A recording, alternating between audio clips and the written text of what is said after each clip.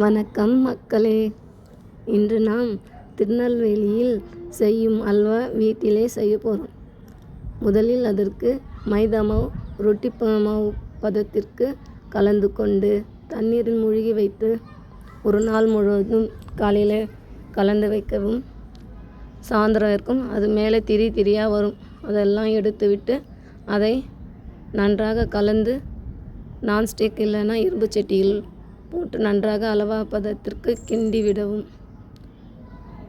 வந்த உடனே சர்க்கரை நெய் எல்லாம் போட்டு நல்லா கலந்து எசன்ஸ் உங்களுக்கு எது வேணுமோ அந்த ஃப்ளேவர் போட்டுக்கலாம். பைனாப்பிள் எசன்ஸும் ஊற்றிக்கலாம்.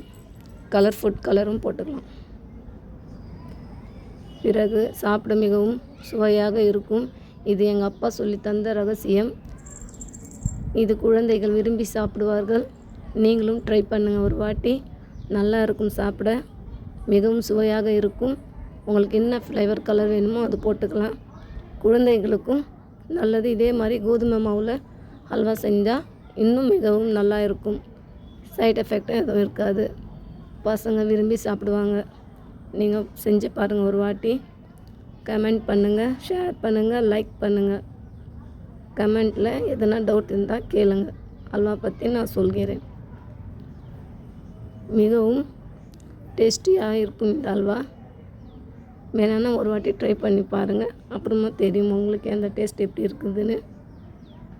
இது செய்யும் போது குரு அண்ணன் கூட வந்து பார்த்து கொண்டு இருந்தாங்க எப்படி செய்கிறாங்கன்னு. நன்றி மக்களே.